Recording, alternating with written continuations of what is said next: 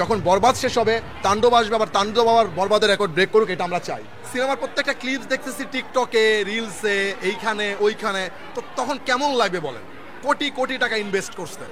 আমার 5 বছরের স্বপ্নের গল্প, 5 বছর পরে এটা বলতে পারছি এবং সবাই ভালো বলতেছে, সবাই দেখতেছে। এইটা যখন হচ্ছে কিনা আমরা ফেসবুকে, রিলসে, টিকটকে অথবা ইউটিউবে দেখবো, স্বাভাবিকভাবে তখন ভাই আসলে আর মন মানসিকতা ঠিক থাকে না। আটক করা হয়েছে, এখানে অনেক কিছু আছে যে হল মালিক আটক করেছেন, বাট এলাকার লোকজন এসে বলছে ছেড়ে দেওয়ার জন্য।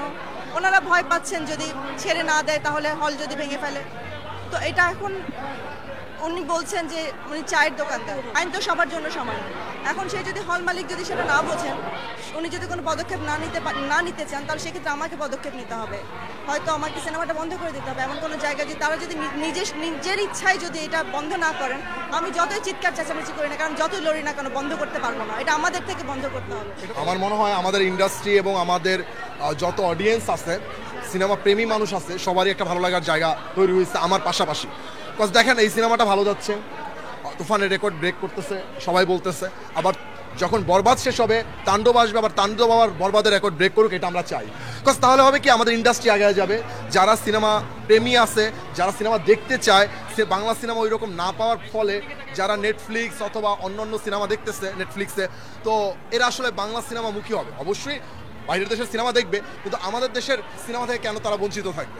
সো এটা পজিটিভ সাইন। গরম আসলে পছন্দের নায়ক, পছন্দের সিনেমা, ভালো একটা সিনেমা দেখার জন্য এটা আমাদের দর্শক প্রমাণ করে দিল যে যে কোনো এক্সটেন্ট পর্যন্ত ওনারা যেতে পারে। যে এখন গরম হোক, ঠান্ডা হোক, ঝড় হোক, বৃষ্টি হোক, সিনেমা ওনারা দেখবেন যদি সিনেমা ভালো হয়। আমরা ভালো বানিয়েছি বলেই আজকে ওনারা এখানে এসেছে। সাকিব ভাইয়ের সাথে তো সবসময় কাজ করতে চাই, এটা বলার কোনো কিছু নাই। আমরা যদি মানসম্মত সিনেমা বানাতে পারি, তাহলে আমার মনে হয় যে কোনো প্রজন্মই সিনেমাটা দেখবে।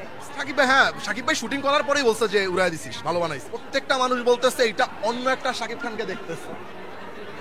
একদম এটা তো ওনার ডেডিকেশন ছাড়া হইতো না ভাই। ডেডিকেশন লেভেলটা এরকম ছিল, ভোর 4:30 ঘুম থেকে উঠছে, প্রস্থেটিক মেকআপ করছে, যেটা ওই যে লাস্ট সিকোয়েন্সারটায় ঠিক 9টা পর্যন্ত মেকআপ করছে। এবার শুটিং করছে, শুটিং করার পরে হচ্ছে আবার সে 2 ঘন্টা 2.5 ঘন্টা জিম করছে, আবার সকালবেলা উঠছে। মানে ওনার ডেডিকেশনের কথা বলে বোঝানো যাবে না ভাই। যারা হল থেকে, সিনেমা হল থেকে ভিডিও করছেন, তারা প্লিজ ভিডিও করবেন না। আবারও বলছি, এটা আমাদের জন্য ক্ষতিকর। যারা সিনেমা দেখতে আসতে আগ্রহী, তারা দেখার জন্য তাদের যে আগ্রহটা থাকে নষ্ট করবেন না। সিনেমা হলে এসে দেখার মতো একটা সিনেমা। সো আমার সব হল মালিকদের কাছে একটা অনুরোধ থাকবে, আপনারা এতদিন আমার সাথে থেকেছেন, আপনাদের জন্য ছবিটা নিয়ে এসেছি আমি এখানে।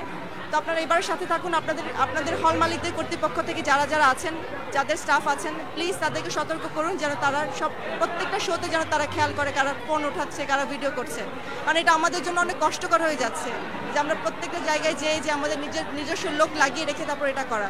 কারণ আমরা তো ভাই সব জায়গায় লড়তে পারবো না, আপনারা আমাদের পাশে থাকুন। আমার মনে হয় আমাদের ইন্ডাস্ট্রি এবং আমাদের যত অডিয়েন্স আছে, সিনেমা প্রেমী মানুষ আছে, সবারই একটা ভালো লাগার জায়গা তৈরি হয়েছে আমার পাশাপাশি। বিকজ দেখেন এই সিনেমাটা ভালো যাচ্ছে, তুফানের রেকর্ড ব্রেক করতেছে, সবাই বলতেছে। পরিচালক আছে, তারা হয়তো বা ঠিকঠাক সুযোগ পাচ্ছে না। যদি ঠিকঠাক সুযোগ পায়, যেমন আমি বের হয়েছি, এরকম আমার মতো আরও অনেক ডিরেক্টর আছে, আমার বিশ্বাস তারাও ভালো করবে। রাফি ভাই আসছে না হুট করে, ভালো করছে না, আমি এটা বানাইলাম, আপনারা সবাই বলতেছেন ভালো হয়েছে এবং ভালো যাচ্ছে সিনেমাটা। তো আমার কাছে মনে হয় নেক্সট কেউ যদি আসে, সেও আমার মতো ভালো করার চেষ্টা করবে এবং করবে। এখানে ভালোর বিকল্প নেই। ভালো না করবেন এখানে কেউ থাকতে পারবে না, 1 সেকেন্ডও টিকতে পারবে না। সো আছে, পরিচালক আছে ভাই। একটা সিনেমার গল্প বলার জন্য producer, director, artist, music, BGM, গান, সিঙ্গার, আপনি যাই বলেন না কেন, একটা প্রোডাকশনের ছেলেও ফ্যাক্ট যে চা এনে দেয়। ট্রাস্ট মি, সবারই সিনেমা সব ভালো হইতে হবে, সব ভালো হইতে হবে, একদম সব ভালো হইতে হবে, সব ভালো হইতে হবে। না, পরিপূর্ণ প্যাকেজ পাইছি তা না, অনেক কিছু আমাকে মানে একটু মেনটেন করে যাইতে হয়েছে। সব জায়গায়, একটা জায়গায় যখন যাবো, 100 লোকের সাথে যখন কাজ করবো, সেটার মধ্যে সব মানে 100 জনে যে 100% থাকবে, বিষয়টা এরকম না।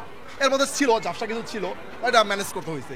উড়াইয়া দিচ্ছ মানে এক একজনের বলার ভাষা তো এক এক রকম, কিন্তু দিন শেষে ওইটাই বলতে চাচ্ছে যে ভালো বানাইছে। স্পেশালি হচ্ছে আমার আম্মারটা, ওনার কমপ্লিমেন্ট আসলে ওইটা আমাকে অনেক ইয়ে